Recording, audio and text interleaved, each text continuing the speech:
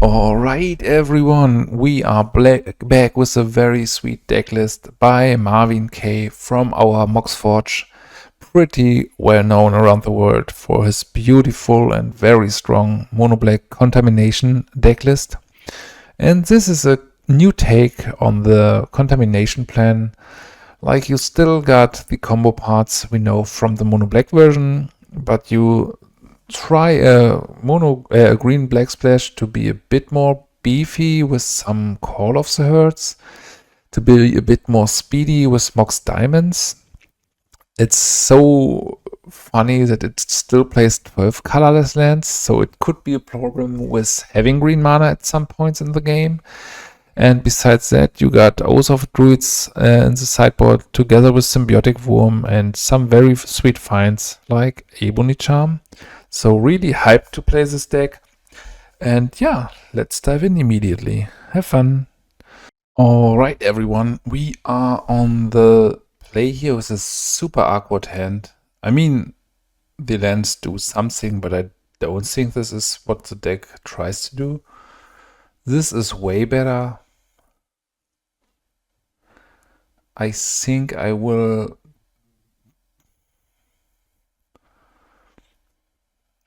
So, as this is a mulligan, it's super awkward. And even without that being a mulligan, I have to consider what I want to keep. I think I want to ditch the wasteland here. Probably start with the Mox Diamond, ditching a forest. This could be very wrong, but I feel like double factory could be decent. Okay, he's having a wasteland on his own.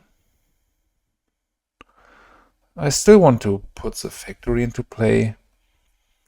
Okay, blue-white mana with wasteland, counterspells, and meddling mages probably means it's like blue-white flippy, right? So he knows that we are black-green, so chances are high that the first meddling mage will name exactly Smother, which is almost never wrong, I guess. But as we have the innocent blood, I feel confident. Second in Dreams is sweet. Like, let's attack for 2. It's even a decent blocker against the white weenie decks. Blue-white weenie decks. Okay, opt. This feels very odd. Could be a blue-white dreadnought build. But I'm really unsure what he's doing here. But this is exactly what we are here for. Land number 3 would be decent. Ah, sure. But is Groatok playing Wastelands? So I think it's probably right to go for the Smother here, as this will be named by the Meddling Mage later. And here, as this is a 5-color land, he still got 2 islands in hand, so 2 Flatterstrand in hand, but it feels right to play like this.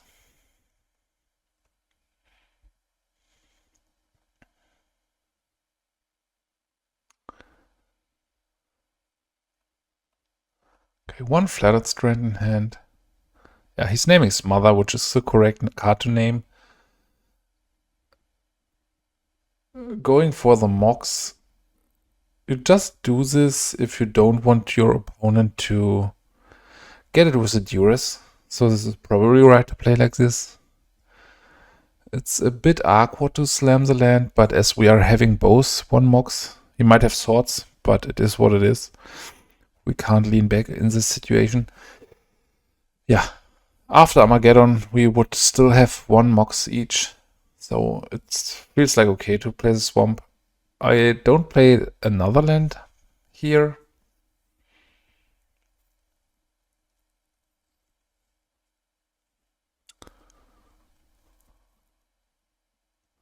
Okay, Zombie Infestation. I just slam it.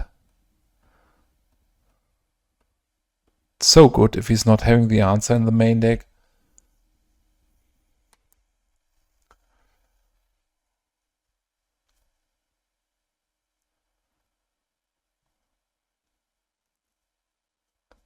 This is an odd build. I'm not sure if he is on Armageddon. But Wastelands in the deck is a stretch, I guess.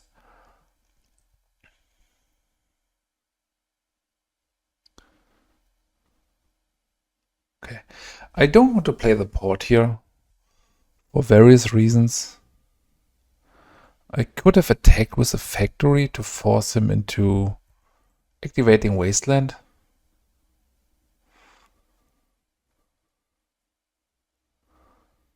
Okay, important. So it's time for the ugly lock.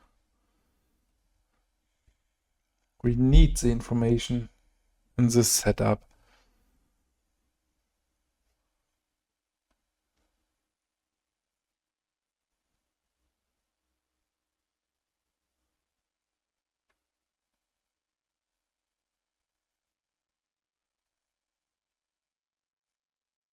Okay, no shuffle.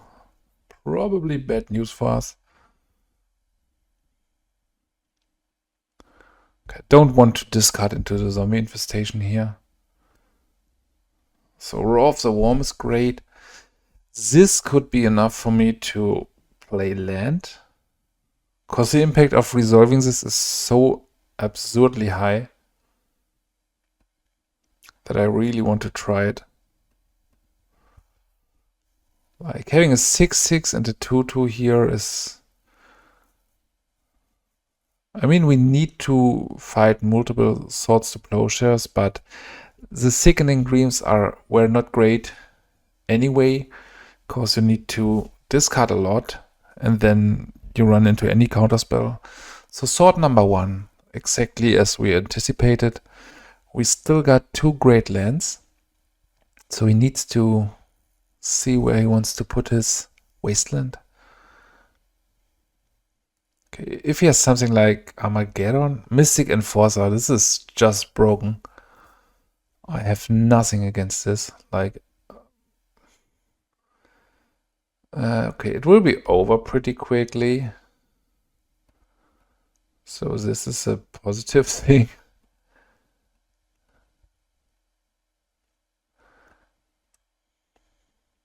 This is a nightmare for us. Like every other card we could probably handle, but a 6/6 protection black is kind of hard to beat.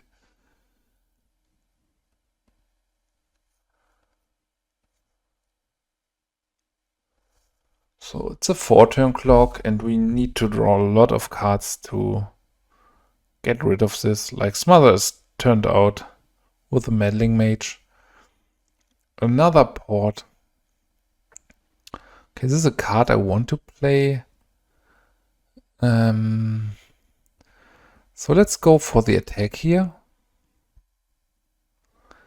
Maybe it was wrong to slam the port. Maybe we need to make another zombie and start a damage race here.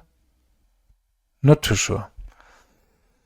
Let's not overthink this and just do some porting action.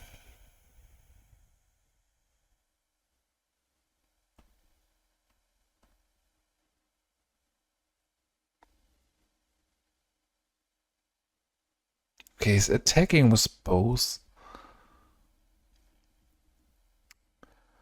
He still is winning the damage race.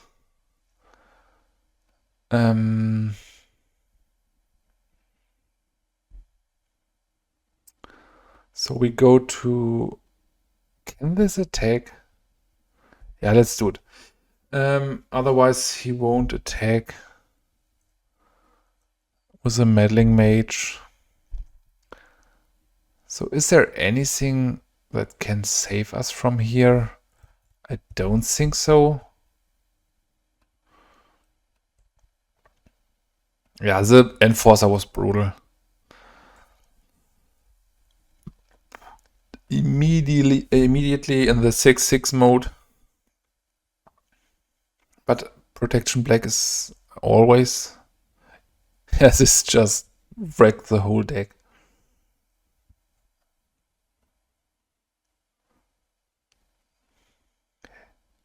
I think we're not allowed to attack here to draw exactly Skeletal Scrying with 2 removals.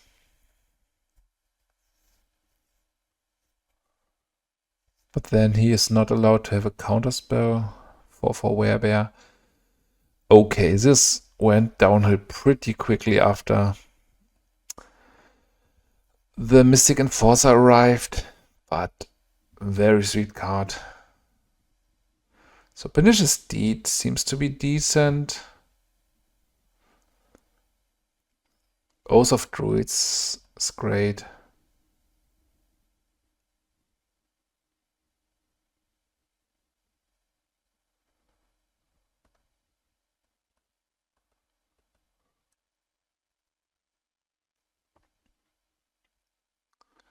Is this enough to exile 3 cards? I don't think so. Are we allowed to keep the Nether Spirits in if we play Symbiotic Worms and Oath? I don't think so. This is so awkward. Okay, let's probably cut back on some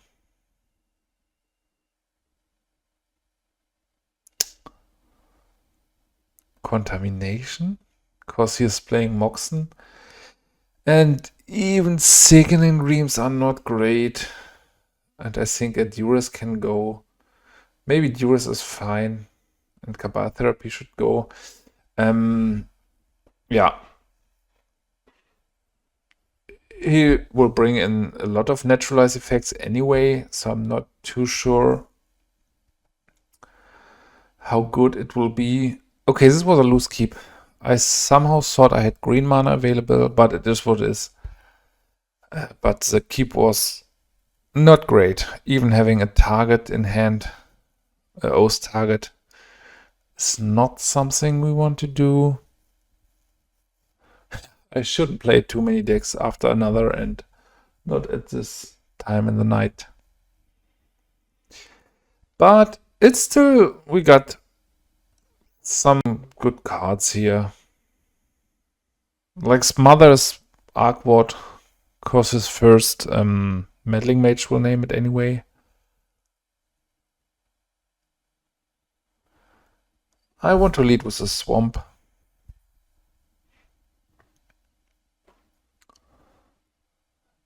Mystic Enforcers, hell of a card.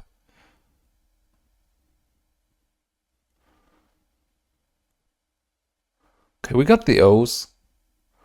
So here we'll play the Factory, try to expose it to a Wasteland. And if he has a Wasteland, we can slam immediately the O's. If we draw green, for sure. But we do not have many green sources, and this might be a weakness of the deck. Like we got 2 forests, 4 Lanoir wastes, and 3 Mox diamonds. Yeah, this keep was very loose. Not going to lie. Okay, Quirion right. So let's see if we can draw green. Otherwise, I will get rid of it.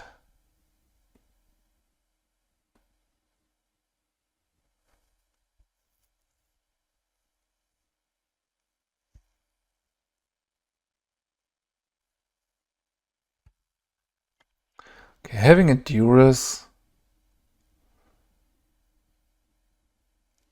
I still want to play it like this. Start with a Smother. If he has Daze, he's tempted to Daze to keep the city around for one more turn.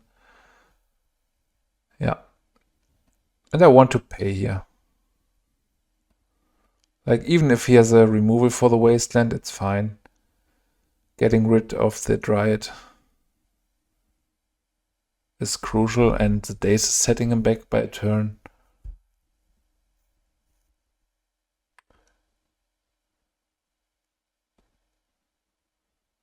Okay, we need green mana. I think I need to keep the Swamp around. So if my opponent... or if we draw Mox... Alright. Flooding white mana. Play the Duress. Swords to Plowshares. Disenchant. here's the Enforcer. Good question. I think I go for the Disenchant here, as the Disenchant and the Sword is the answer for the factory anyway. And with Disenchant gone, I can plan around Oath of Druids better.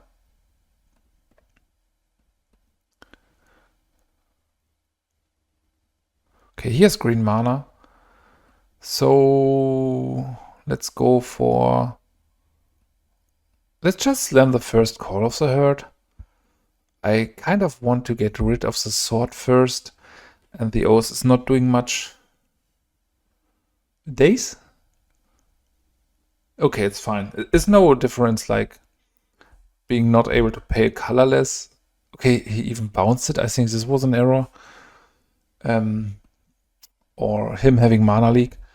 So now I can for sure drop land number 4. And I think I want to play this out of my hand to not run into another days.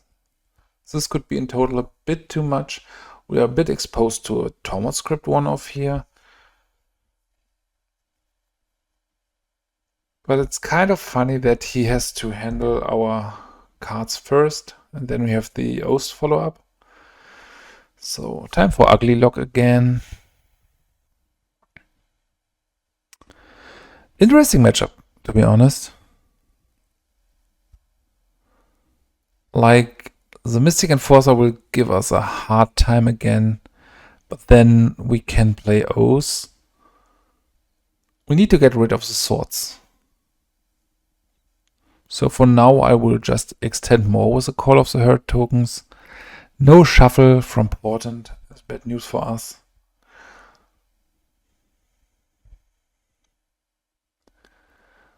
Okay, not necessary to drop the wastes, I guess. I think we could do... But would he keep...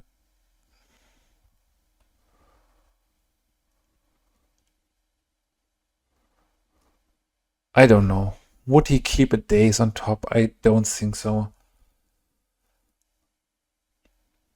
1, 2, 3, 4, 5, 6, 7. So we could go for Oath here. And if he goes for the Enforcer, I can snuff out my own elephant. Okay, this is great news. So he took the damage. I don't know why. And then get rid of the elephant. So play the Oath.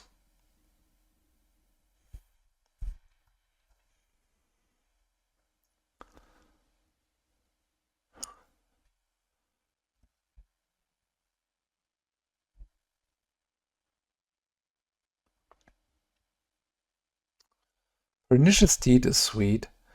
I still think it's just... Maybe I play like this. The Pernicious Steed first. And now he needs to handle so many things that I feel quite confident of overextending a bit into Cataclysm or Armageddon.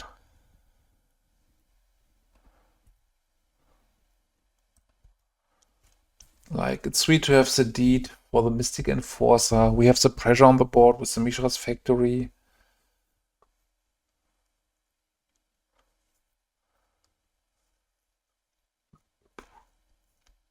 We can even follow up with Call of the Herd tokens and handle everything with Snuff Out. But I think for now I will just... let's put another Oath into play. I mean, it's kind of awkward that we can just hit 2 more Symbiotic Worms and nothing else.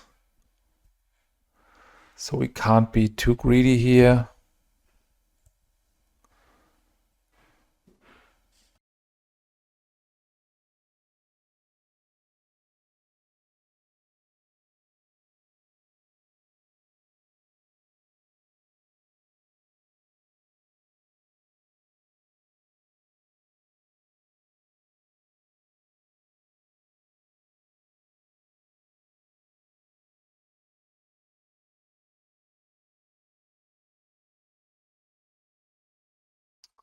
Alright, maybe we get there with the Mishra's Factory.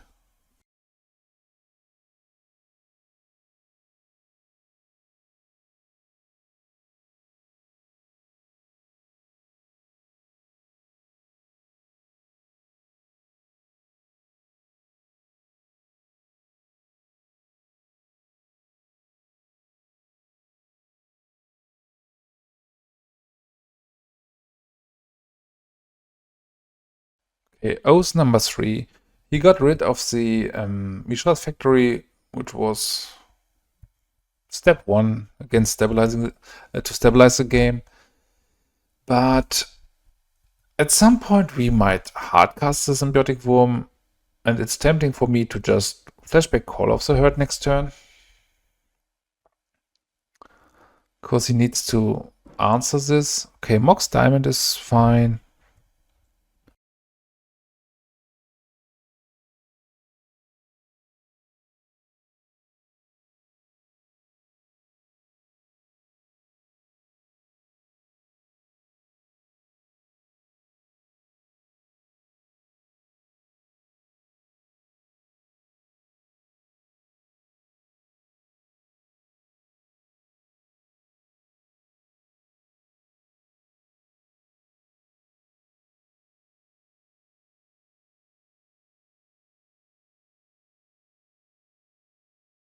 So, discarding into Mox here and go for the flashback Call of the Herd. I think he has to answer this with 8 life points and with the O's in play. Like, he can decide against bringing something into play. It would be a disaster if he flips into something like Mystic Enforcer. So I need to wipe my whole board then.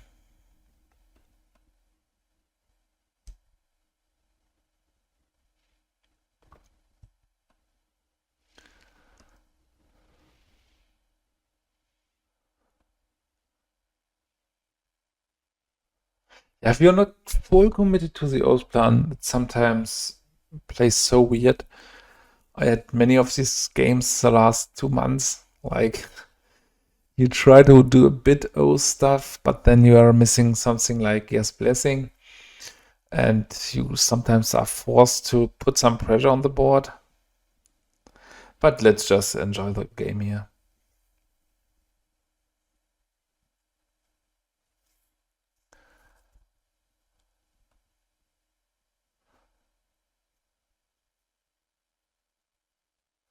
Okay, this is fine.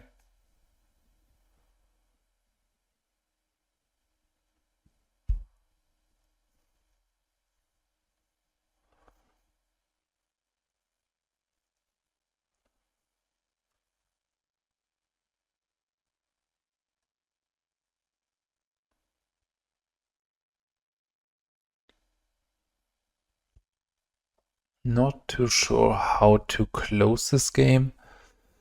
Because I think he has some counterspells in hand. Maybe he's thinking about getting rid of the Dryad Arbor to have another trigger here.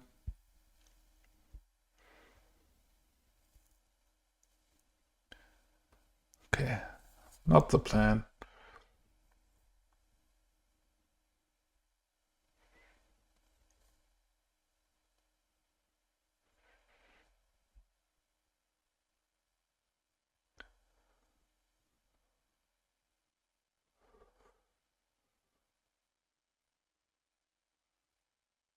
Okay, he's deep in the think tank. We see that the play tempo really slowed down in the last turn. This is often a sign that these are the most important turns in the game. Where, yeah, he seems to be under a lot of pressure. Like, he's not sure what we are oathing into. So this could be a headache.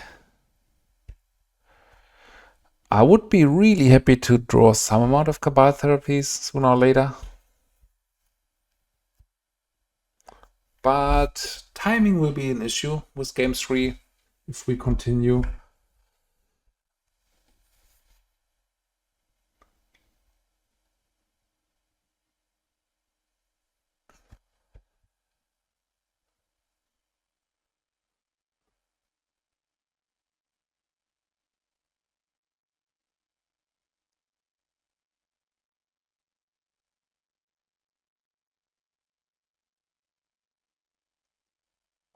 Really cool to see in what deck the Growtalk deck evolved.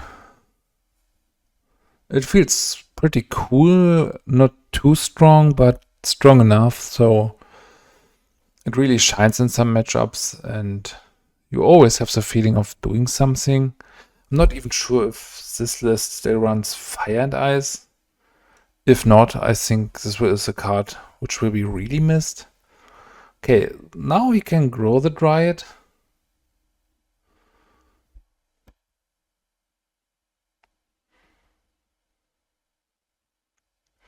And this can even outgrow my Symbiotic Worm at some point. But the good thing is that this will leave behind 7 tokens. He has a Pyroclasm still in hand. So, yeah, not too sure.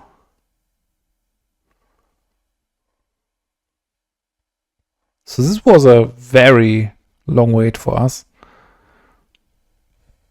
Like 5 minutes to resolve the oath. I don't know, maybe he was not available for a second, but I really hope that we can finish the game clearly here and not due to timeout reasons.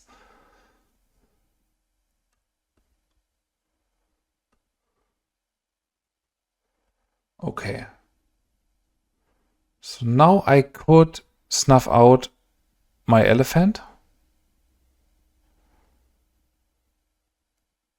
But I don't think it's necessary. Like if I snuff out the elephant, I can... Wait, I can...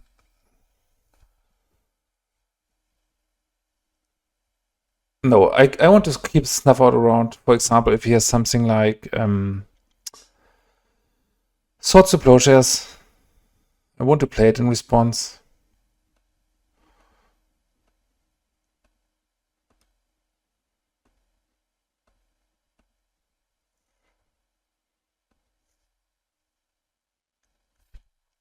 So let me get my first worm here.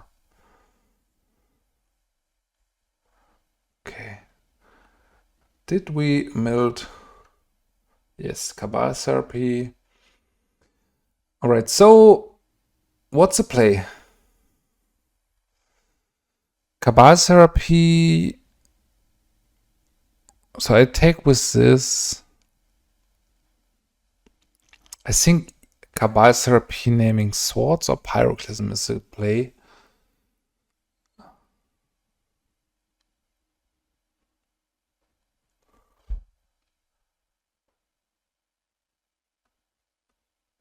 Let's go for the swords.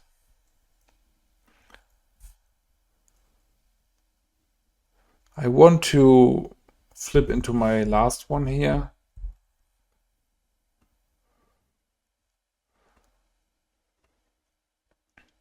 Okay, no sword, but a Mystic Enforcer, Counterspell, Meddling Mage. Okay. So here's a Counterspell there. I think I can drop the land. Meddling Mage, Counterspell. Yeah, let's chip the turn here. So he needs to be so careful. Because if we just slam his creatures, we can pop the deed for 4 and swing for lethal. If he draws okay. Man.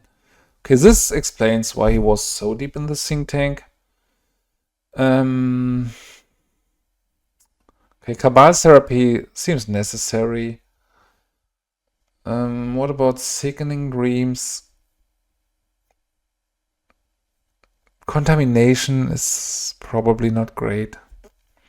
But I'm not sold on the Oath plan, to be honest. I mean, it feels right. ConTermination is loose. So the problem we are having with the deck is like the green splash is not easy to do. I'm not sure on the zombie infestation. This is tough. Like maybe do it like this. But I don't want to oath into nether spirits.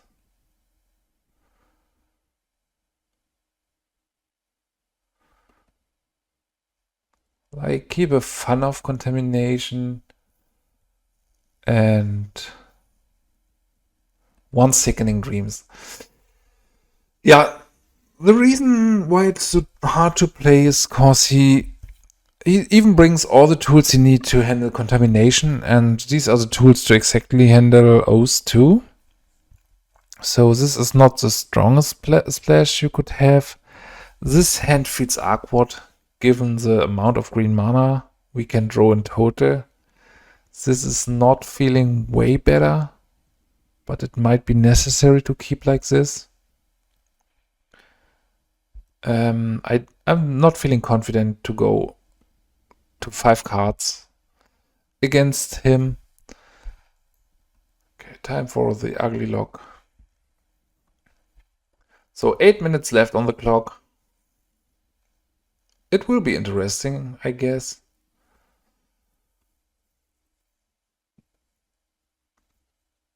Would be so cool to have the ability to add some minutes to the game. Like, for example, especially if you're just playing for fun, like you can offer your opponent, hey, should we add some more minutes to the game? And he can say, yes, let's do it. And then, so every case is good. If he stays, we set him back by a turn. If this resolves, it goes on Meddling Mage.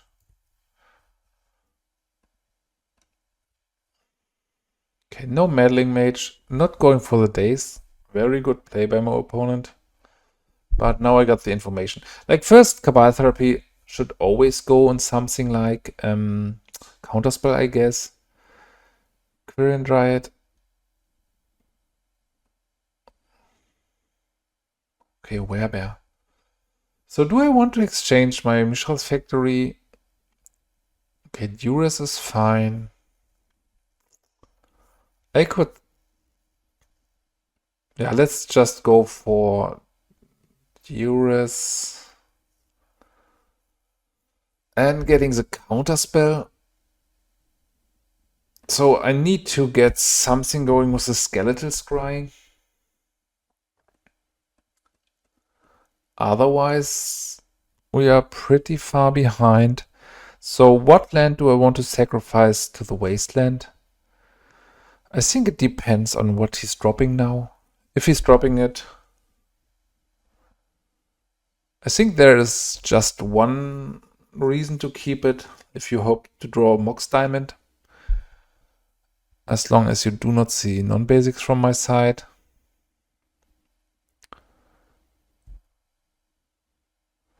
Okay, Snuff Out is sweet. I want to sacrifice the Mishra's Factory here.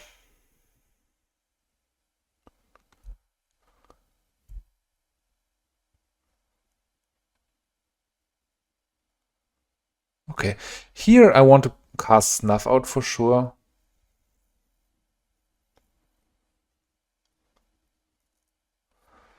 But the Skeletal Scrying is not great, as we can just draw one card from it. Ah, good thing we still got the Ugly Lock open.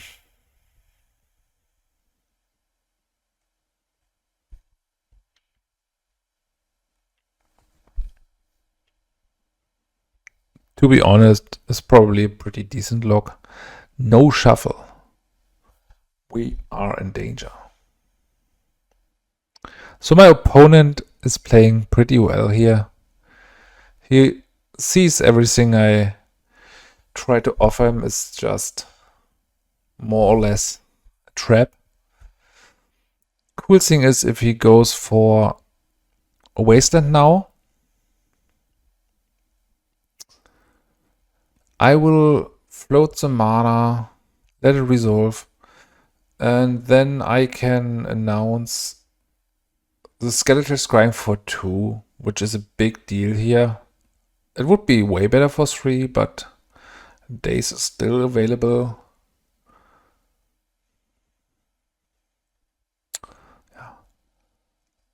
Let's pick the lands in my graveyard. Drawing Forest here strong. He still got Disenchant in hand. Another Wasteland, okay. It's fine. He got it covered with a Disenchant anyway.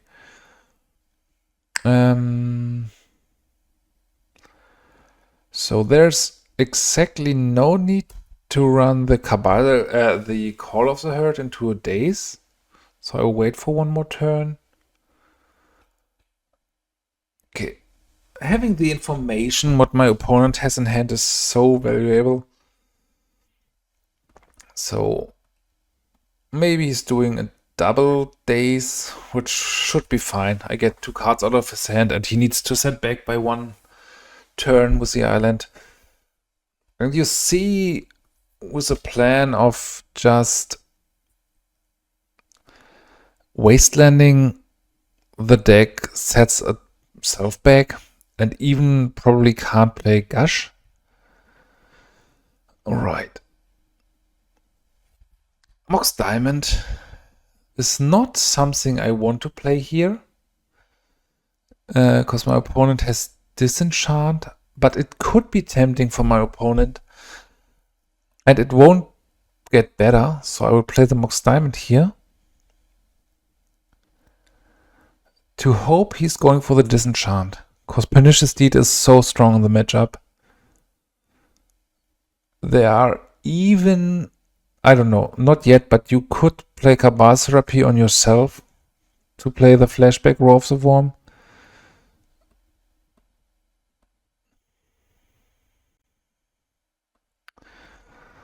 So let's go with the Call of the Herd. Okay, we see a counterspell here,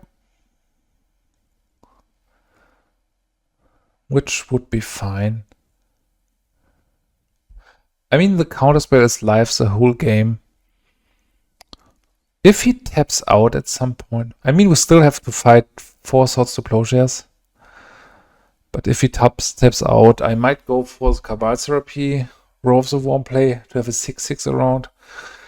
I'm not feeling in a great shape here, because our clock is pretty slow and he's still got plenty of turns left and 5 cards in hand.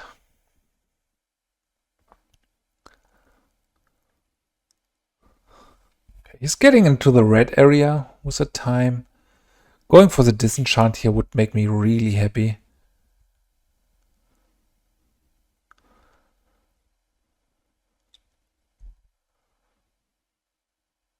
Alright.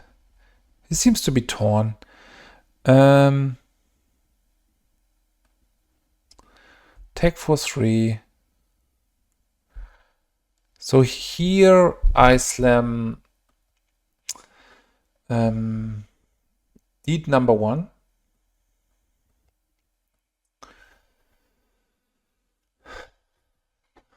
So he plays Disenchant, and if he's in the position and need to make a follow-up, and then we can just easily play Pernicious Deed number 2.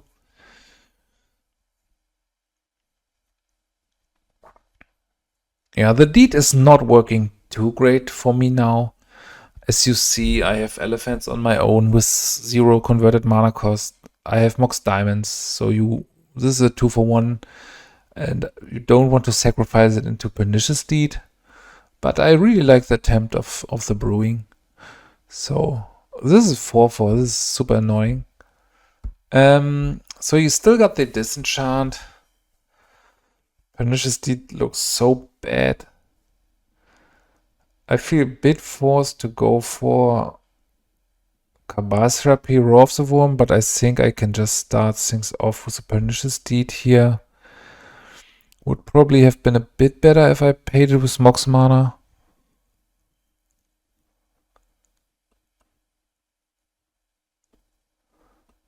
If you know about days, it's not doing too much.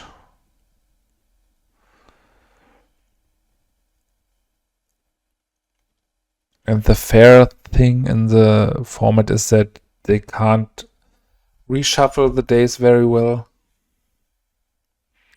Okay, if he has more werebears coming, we might be in trouble. Okay, this is our win option right here. Pretty sweet. 1, 2, 3, 4, 5, 6, 7. So Row of the Worm is live. We still need one more mana to at least play around 1 days. But as we are having the win option here with the Rishaden port on the city, it's sweet.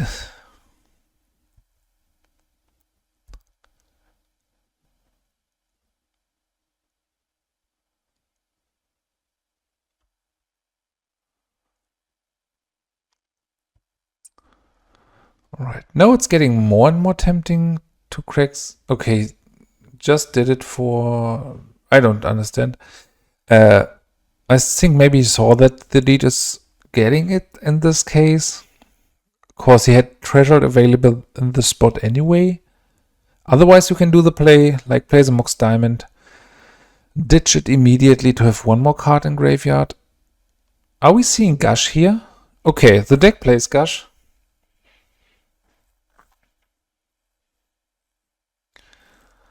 And this is exactly where the 5-minute turn might cost him the game.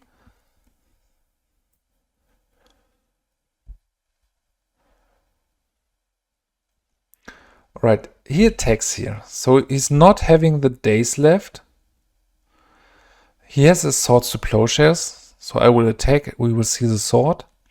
And then we do the follow-up Row of the Worm.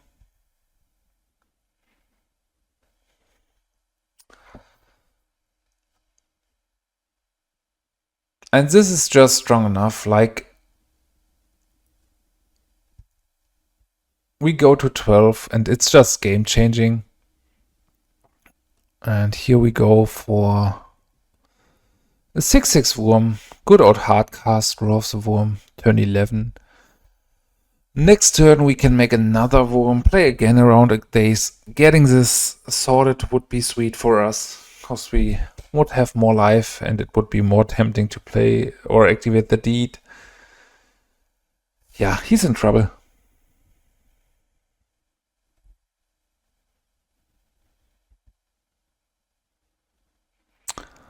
Okay, now we need to set a stop in our draw step. This is really important. This is the important part of the game. Draw a card. After our draw, we get priority to port his City of Brass. And in the main phase, you are free to use your mana. And he's seeing the writings on the wall. So great game.